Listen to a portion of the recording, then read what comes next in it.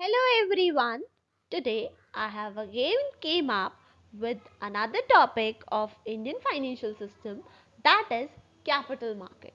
तो इस चैप्टर में हम कैपिटल मार्केट के बारे में सब चीज़ें कवर करेंगी। कैपिटल मार्केट के कंपोनेंट्स क्या हैं, इसके फीचर्स क्या हैं, क्या क्या यहाँ पे ड्रॉबैक्स हैं और what could be the suggestions to improve the capital market of India. So let's get started. So now we must know कि what does capital market mean, कि capital market का मतलब क्या होता है, capital market किसे बोलते हैं. कैपिटल मार्केट में बेसिकली जो डीलिंग्स है सिक्योरिटीज की, वो सिक्योरिटीज लॉन्ग टर्म होनी चाहिए. जैसे मनी मार्केट में शॉर्ट टर्म डीलिंग्स होती हैं, सिमिलरली कैपिटल मार्केट में we need long term instruments जिनकी लॉन्ग लाइफ हो, मोर देन 1 ईयर का जिनका टेन्योर हो, मेच्योरिटी पीरियड हो. So let's check out the definition in words of Professor Dougal. The capital market deals in long-term securities या long-term funds, और वो long term funds date भी हो सकते हैं और इक्विटी भी हो सकते हैं. इक्विटी में भी अगर हम ट्रेडिंग करते हैं, that is also source of finance, तो उसे भी हम कैपिटल मार्केट में ही इंक्लूड करते हैं. और क्या क्या इंस्ट्रूमेंट्स आ जाते हैं, जैसे शेयर्स, डिबेंचर्स, बॉन्ड्स, गवर्नमेंट की long term securities. Government short term और लॉन्ग टर्म दोनों तरह की सिक्योरिटीज प्रोवाइड करती है. और इसके अलावा और भी जो भी लॉन्ग टर्म इंस्ट्रूमेंट्स हैं, लॉन्ग टर्म लोन्स हैं एंड ऑल, वो सब चीज़ें भी हम कैपिटल मार्केट में कवर कर सकते हैं. Can be classified into new issue market and secondary market. कि जो हमारी कैपिटल मार्केट होती है वो दो तरह की होती है. एक न्यू इशू मार्केट होती है and the second one is secondary market. तो कैपिटल मार्केट में बेसिकली क्या होता है कि यहाँ अगर हम एक पिक्चर से समझे तो क्या होता है, कंपनी को पैसा चाहिए. हमारे को ये पिक्चर ये शो करती है कि कंपनी को पैसा चाहिए एंड यहाँ पे जो है हाउस होल्ड सेक्टर में, मतलब लोगों के पास पैसा है, सरप्लस मनी है, मतलब यूज करने के बाद भी उनके पास कुछ पैसा बचा हुआ है. तो वो क्या करते हैं, यहाँ से अपना पैसा जो है उठा के इधर ट्रांसफर कर देते हैं, इधर चैनलाइज कर देते हैं. और जिस भी सेक्टर को पैसा चाहिए होता है वो सेक्टर अपने आप वहाँ से पैसा ले लेता है. तो that's the case of financial system. कि फाइनेंशियल सिस्टम चलता कैसे, we have already covered it out. तो now we are having is कि ग्रुप्स इन्वॉल्व. हमारे पास ना जो हमारी कैपिटल मार्केट है उसमें इन्वॉल्वमेंट है 2 से 3 लोगों की. अब कोई भी मार्केट है तो उसमें बेसिक सी चीज़ है, या तो कोई सामान खरीदने वाला होगा या कोई सामान बेचने वाला होगा. तो सिंपल सी बात है, similar the case with capital market. Capital market में भी सेम केस है कि यहाँ पे सबसे पहले है लेंडर्स सेक्टर. लेंडर्स सेक्टर मतलब जिनके पास पैसा है, जो पैसा दे सकते हैं.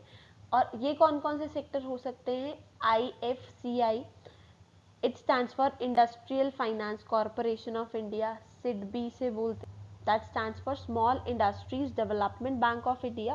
Then we have is our UTI, that is Unit Trust of India. LIC we all know, Life Insurance Corporation of India, that is also lender sector, कि वो हमें फंड्स प्रोवाइड करता है क्योंकि वो जनता से, जनरल पब्लिक से बहुत ज़्यादा पैसा जो है इन्वेस्टमेंट में लेता है. उनका मेजर काम यही होता है, इन्वेस्टमेंट कराना लोगों से. Then we have is NBFCs. NBFC we have already covered up. NBFCs क्या होते हैं, नॉन बैंकिंग फाइनेंस कॉरपोरेशन या कंपनीज.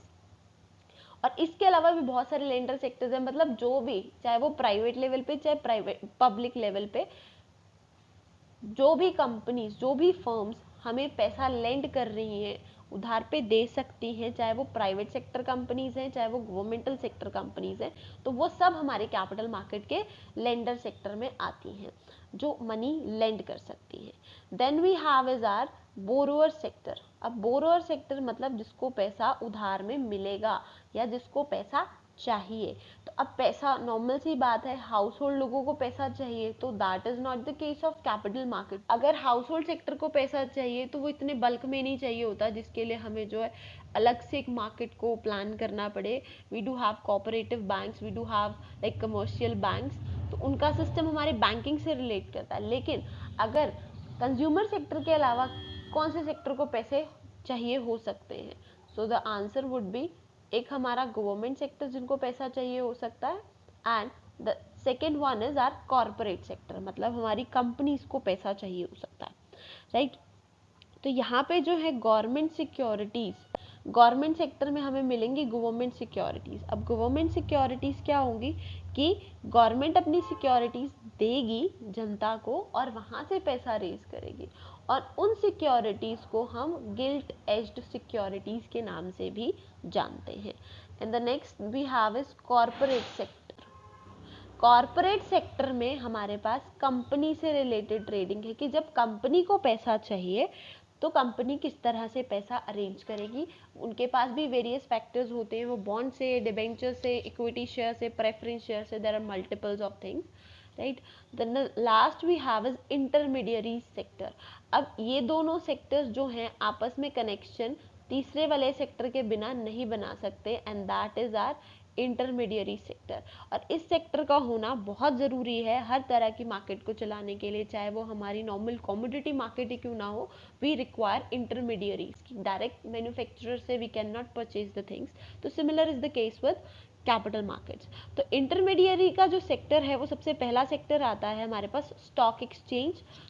स्टॉक एक्सचेंज बेसिकली सबसे बड़ी इंटरमीडियरी मानी जाती है क्योंकि ये कॉर्पोरेट सिक्योरिटीज और गवर्नमेंट सिक्योरिटीज दोनों में ही डीलिंग कराती है। स्टॉक एक्सचेंज जो है एक बड़े लेवल पे माना जाता है। और स्टॉक ब्रोकर्स जो है वो स्टॉक एक्सचेंज में ही काम करने वाले जो लोग हैं, जो ब्रोकरेज का काम करते हैं, उन्हें बोला जाता है। तो जो ये ग्रुप्स हैं, these are quite important to circulate the whole capital market. So moving on to the next slide. Here we have is our financial instruments. तो अब आती है हमारी मेजर बात कि हमारे कैपिटल मार्केट में किस तरह के इंस्ट्रूमेंट्स का काम होता है।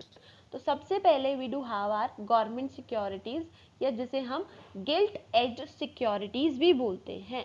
तो इसमें सबसे पहले आता है NSC, नेशनल सेविंग सर्टिफिकेट्स। ये जो है ऑलमोस्ट पोस्ट ऑफिस इशू करता है this type of certificates. Gold bonds भी ऑल नो गोल्ड बॉन्ड्स क्या होते हैं, सोवरन गोल्ड बॉन्ड्स हम लोगों ने स्टडी किया है फर्स्ट यूनिट में।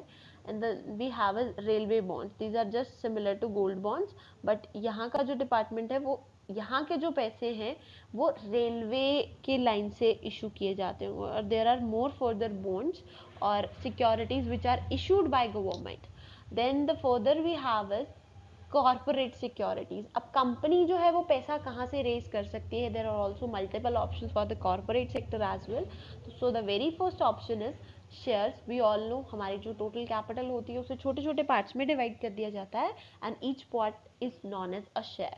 और उस शेयर को, उस पार्ट को, कंपनी की ऑनरशिप को बेचकर वहां से पैसा रेज किया जाता है, that is a source of finance. Debenture we all know just similar to loan होता है, क्योंकि यहाँ पे जो है हम प्रॉफिट में से इंटरेस्ट पे करते हैं और वो इंटरेस्ट जो है we treat it as charge against profits.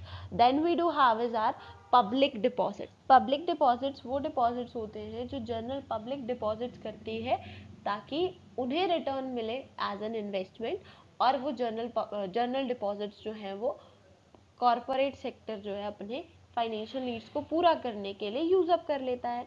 And then we have is loan from financial institutions, और बहुत सारे फाइनेंशियल इंस्टीट्यूशंस हैं जो लोन प्रोवाइड करते हैं। तो this could also be a source of finance to companies, to corporate sector.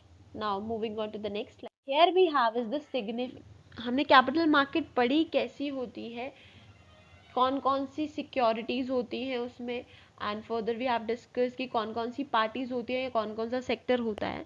And now we have is कि हमारा जो सिग्निफिकेंस कि कैपिटल मार्केट की ज़रूरत क्या है, इंपॉर्टेंस क्या है। The very first thing that we have is mobilisation of savings and their investment in productive channels, कि हम अपनी सेविंग्स को मोबिलाइज करते हैं, एंड मोबिलाइज करते हैं मतलब एक जगह से दूसरी जगह उसको पहुंचाते हैं, एंड उसको यूज करते हैं, उसको इन्वेस्ट करते हैं प्रोडक्टिव यूजेस के लिए, कि जहाँ से और पैसा जनरेट किया जा सके। होता है कि अगर हम अपना पैसा सेव कर रहे हैं, सेव करके सिर्फ हमने उसे घर में रखा हुआ है, तो वो कभी भी प्रोडक्टिविटी नहीं जनरेट कर पाएगा, वो कभी भी प्रोडक्टिव नहीं बन पाएगा, क्योंकि हमें वहाँ से पैसा अर्न नहीं हो रहा।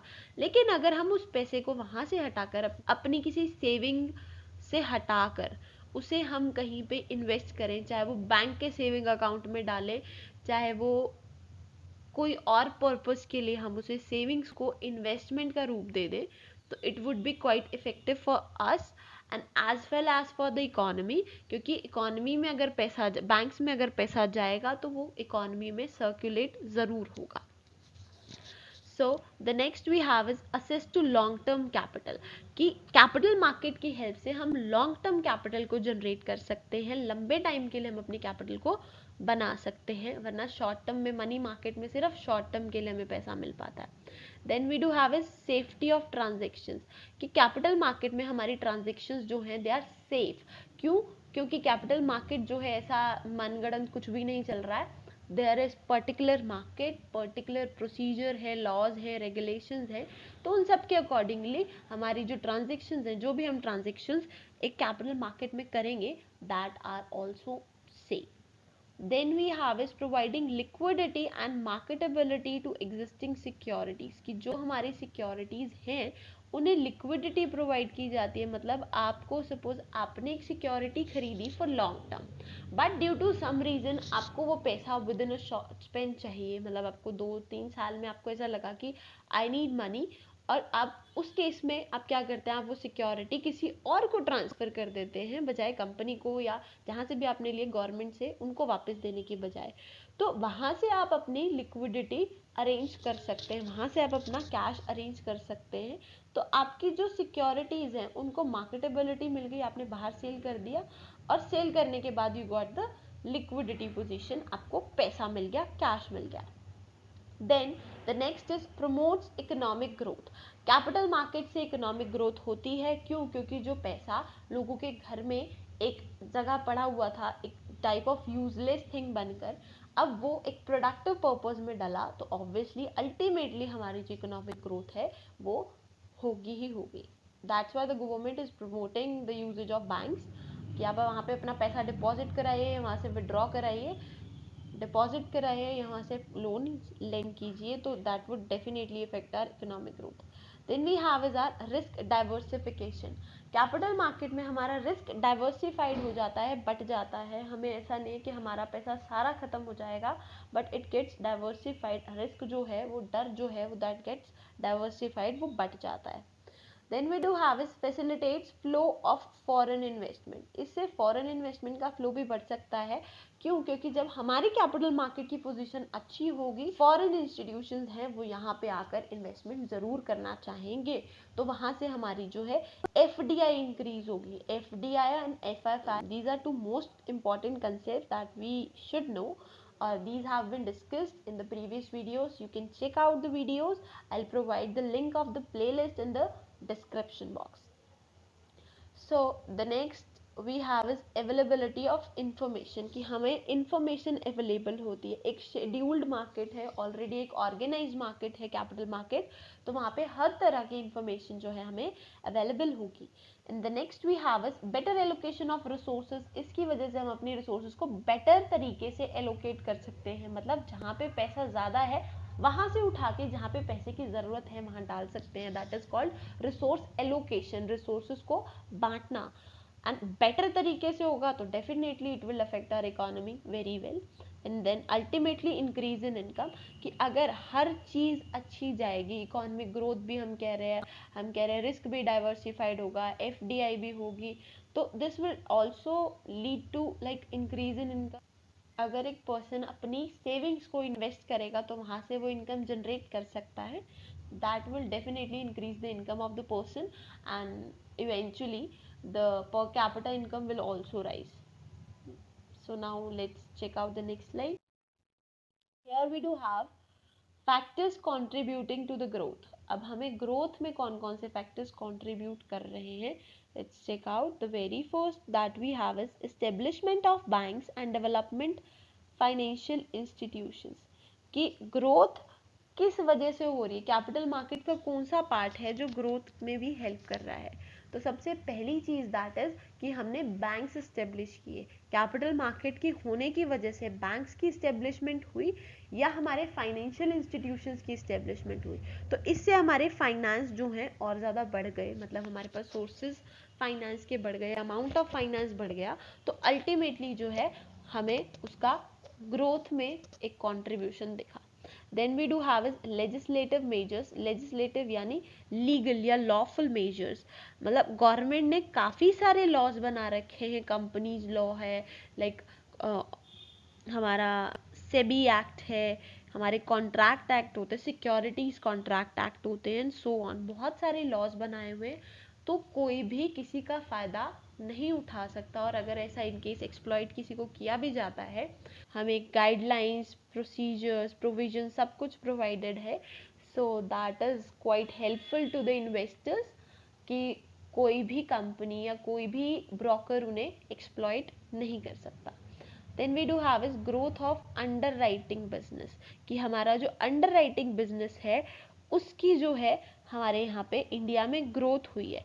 अब फाइनेंस आएगा तो कंपनीज ज़्यादा खुलेंगे, कंपनी ज़्यादा खुलेंगी तो अल्टीमेटली अंडर राइटिंग बिजनेस बहुत ज़्यादा एक्सपैंड होगा।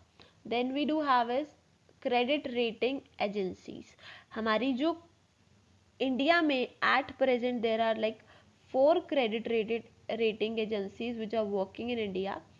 तो हमारी कौन कौन सी एजेंसीज हैं, that is CRISIL, credit rating information services of India, right. Then we have investment information and credit rating agency of India limited, and then we have CARE, that stands for credit analysis and research limited. तो ये हमारी 3 से 4 agencies हैं जो इस time पे काम कर रही हैं क्रेडिट रेटिंग का। Then we do have is setting up of SEBI, SEBI को सेटअप करने से ग्रोथ में अल्टीमेटली कंट्रीब्यूशन किया गया, क्योंकि जो SEBI stands for securities and exchange board of India.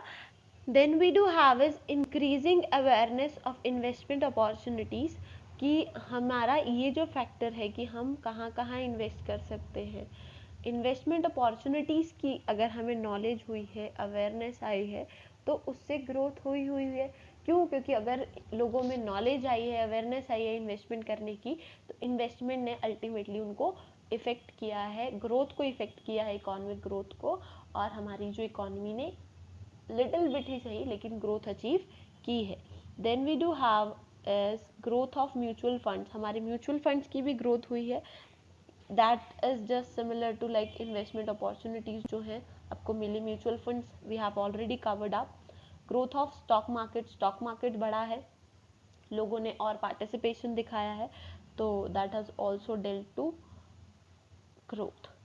Then we do have is are dematerialisation of securities, कि जब से ऑनलाइन सिस्टम आया है, डीमटीरियलाइज कर दी की है सिक्योरिटीज को, तो वहाँ से भी एक हमारा ग्रोथ का पाथवे शो हुआ है कि हम कहीं पे भी बैठे कहीं की भी सिक्योरिटीज को असेस कर सकते हैं। So next we have is we do have here is the components of our capital market। तो हमारे पास दो components है, the very first is primary market and the second one is secondary market। Primary market अगर हम picture से ही समझें तो क्या चीज़ है कि जब कंपनी ने शेयर्स दिए मल्टीपल ऑफ लोगों को, और लोगों ने वहाँ से और लोगों ने पैसा दिया, लोगों ने पैसा दिया, कंपनी ने शेयर्स दिए, मतलब डायरेक्टली, तो that is the case of primary market. But whereas कि यहाँ पे जो है सेकेंडरी मार्केट में स्टॉक एक्सचेंज दिखाया, डायरेक्टली कंपनी नहीं दिखाई गई पिक्चर में, एक पर्सन जो है शेयर्स वहाँ पे स्टॉक मार्केट में दे रहा है, और दूसरा पर्सन स्टॉक मार्केट को पैसा दे रहा है और वो शेयर्स को खुद से ले रहा है। Investor sells shares to investor, sells to investor, कि यहाँ पे जो है कंपनी की कोई डीलिंग नहीं है, इन्वेस्टर के साथ ही डीलिंग कर रहा है with the help of stock exchange या stock market, that is secondary market। So I hope it is clear from the picture only। Now let's check out what is in its theoretical aspect। So the very first we have is related to new issues। सबसे पहले IPOs, initial public offer बोलते हैं इसे, जब company for the very first time अपने shares को market में issue करती है, that is the case of new issues या IPOs बोलते हैं। और प्राइमरी मार्केट में ही कंपनी अपने शेयर्स को बेचती है। Then we have is there is no particular place, हमारे यहाँ कोई पर्टिकुलर प्लेस नहीं होता प्राइमरी मार्केट की डीलिंग के लिए, it comes before secondary market, secondary market से ऑलरेडी पहले डीलिंग होती है। जो सिक्योरिटीज फर्स्ट टाइम के, अगर पर्सन टू पर्सन भी सिक्योरिटीज को सेल आउट होना है तो वो कभी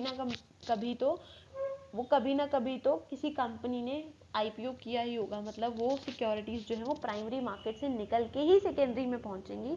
and then we do have is governed and regulated by SEBI. SEBI we understand that stands for securities and exchange board of India. Then we do have is our secondary market. Secondary market में liquidity आती है, जैसे ही हमें पैसा चाहिए हम अपनी security बेच सकते हैं, वहाँ से पैसा ले सकते हैं एंड सिंपली हमारे पास लिक्विडिटी आ जाएगी। Then we do have is comes after primary market.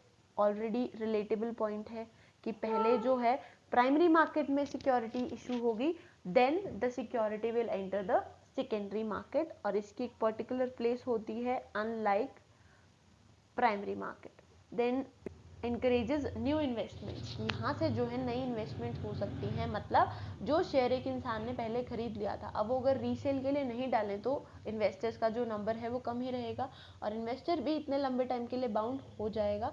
तो उसकी लिक्विडिटी का भी ध्यान रखते हुए सेकेंडरी मार्केट का कंसेप्ट भी इंट्रोड्यूस किया गया है। तो यहाँ पे जो हमारी इशू मैकेनिज्म है सिक्योरिटीज का, कि जो हमारी सिक्योरिटीज हमने पढ़ा कि उन्हें कंपनी बेचती है, गवर्नमेंट बेचती है, सेकेंडरी मार्केट में बेचती है, दो पार्ट्स हैं, we all have covered these things. तो अब इनका इशू मैकेनिज्म क्या है? प्राइमरी मार्केट में for the first time, basically primary market में जब शेयर्स को for the first time issue किया जाता है तो what is the issue mechanism, किस तरीके से शेयर्स को इशू किया जाता है in case of primary market.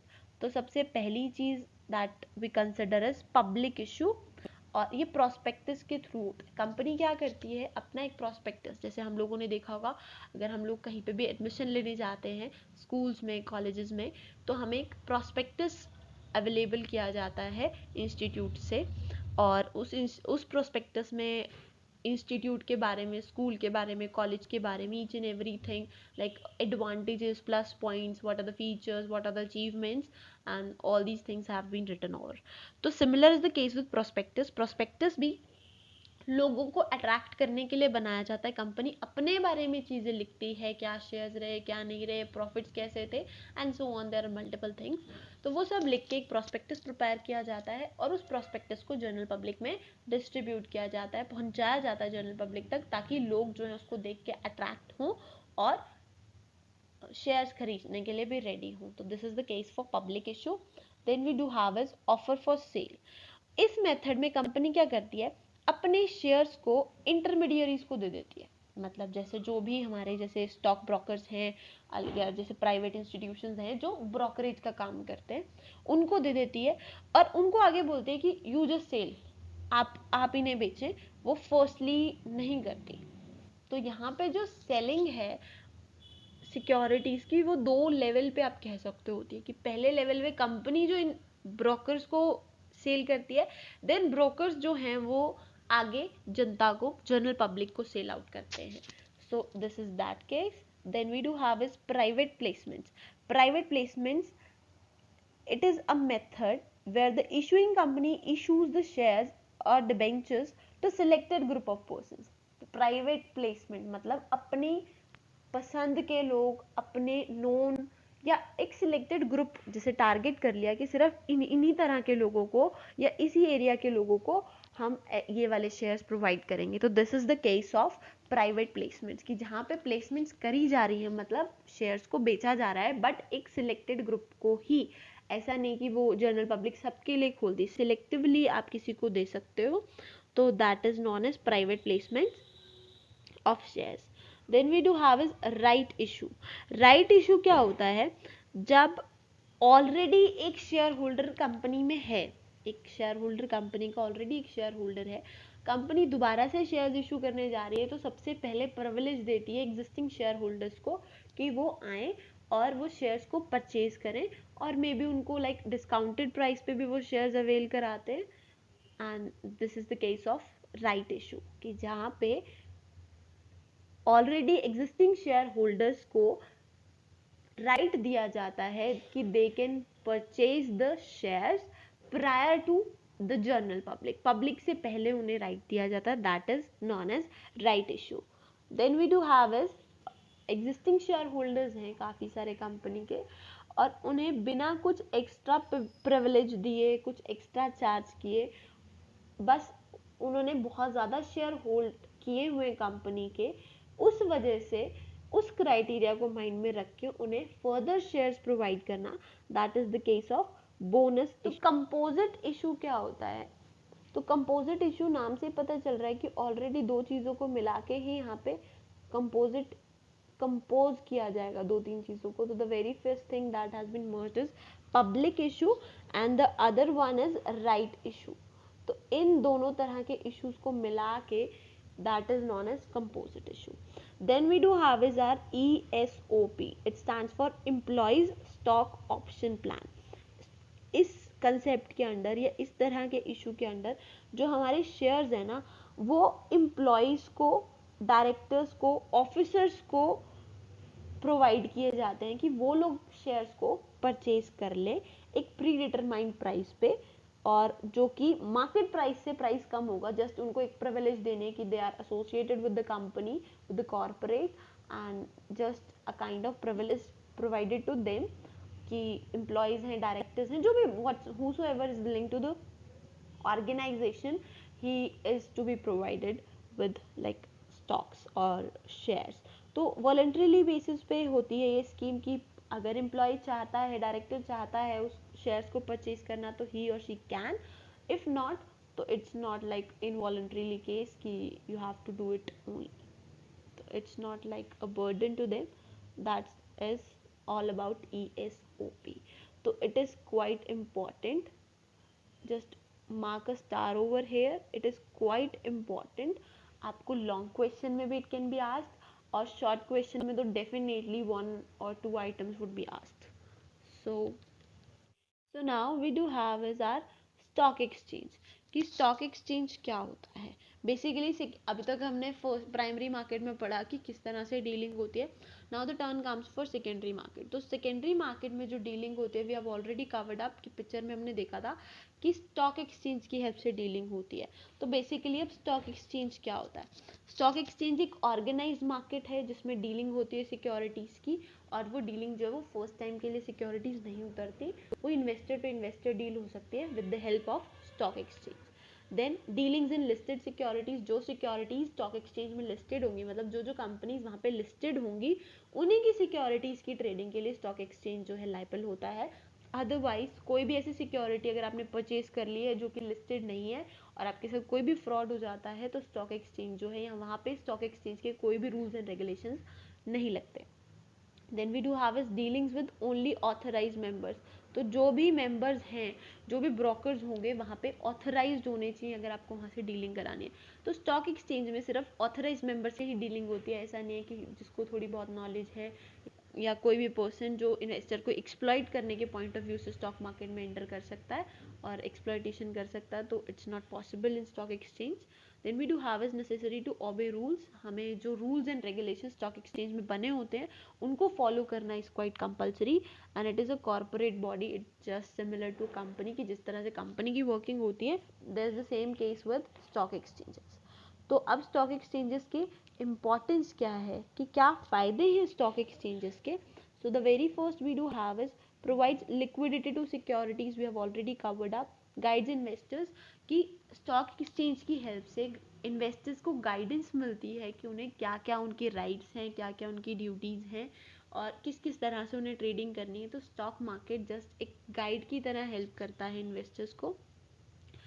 Stock market में की गई ट्रांजेक्शन सेफ होती हैं क्योंकि ऑलरेडी वहाँ पे जो लिस्टेड कंपनीज होंगी उन्हीं की ट्रांजेक्शन्स होंगी।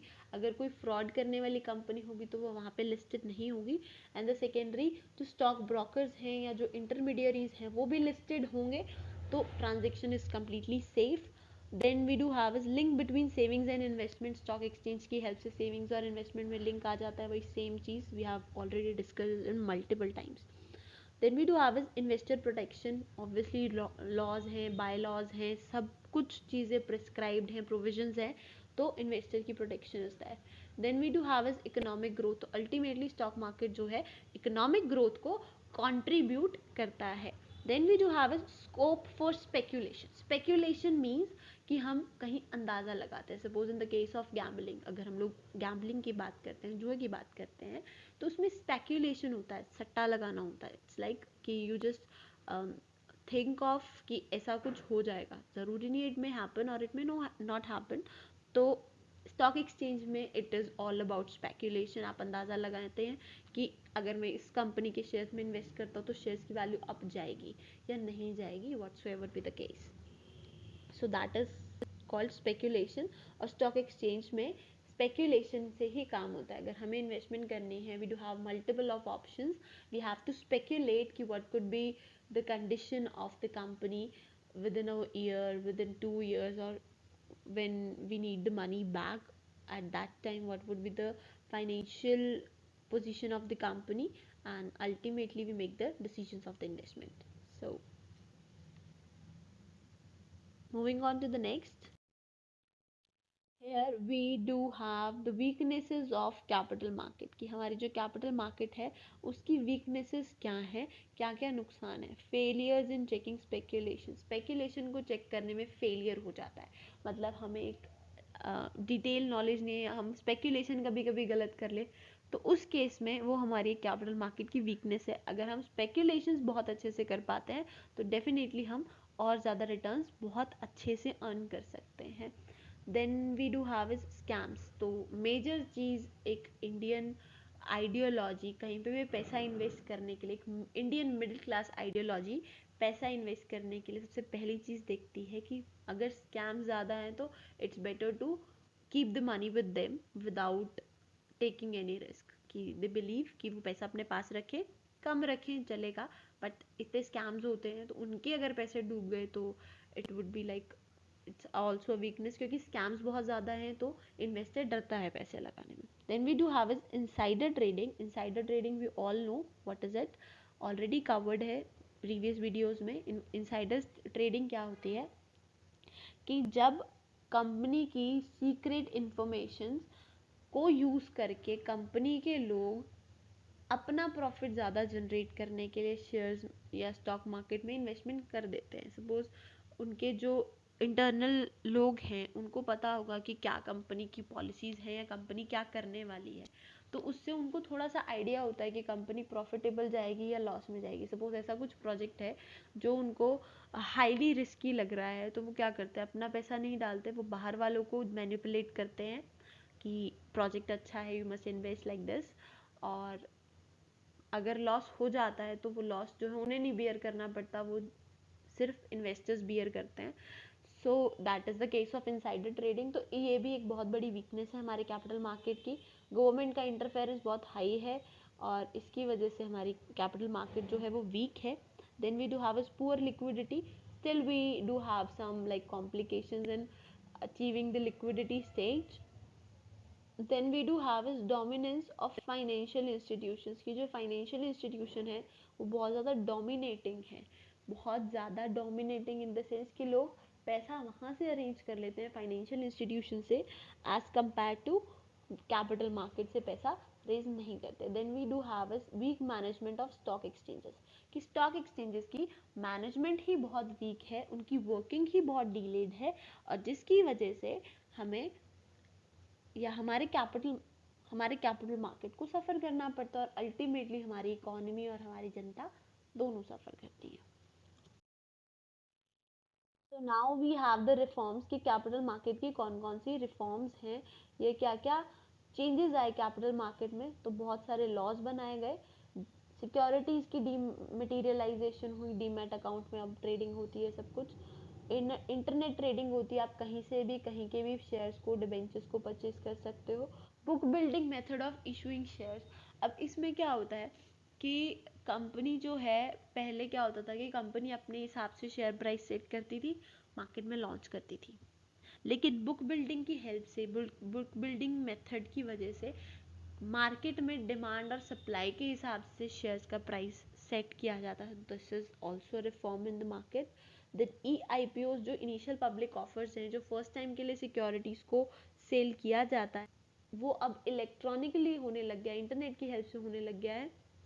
तो that's a major reform in India of capital market. Then we do have is international funding. हमें पैसा जो है बाहर से भी अरेंज हो सकता है. कैपिटल मार्केट जो है उसमें फॉरेन करेंसी भी आ जाती है. So that's also. Then we have is awareness and redressal, कि हमारे लोगों को या जनता को अब अवेयरनेस ज़्यादा हो गई है एंड रेड्रेसल, कि अगर कोई भी एक्सप्लॉयटेशन किसी इन्वेस्टर के साथ, किसी ब्रोकर के साथ होती है तो उसके लिए एक प्रॉपर एक रेड्रेसल मशीनरी है कि हमें जो है हमारी प्रॉब्लम्स के सॉल्यूशंस मिल जाएंगे. So that's it from my side. I hope you understood it well, and this chapter is quite important. Definitely a question you'll be getting in your exam from this chapter. So prepare it well. Thank you and all the best.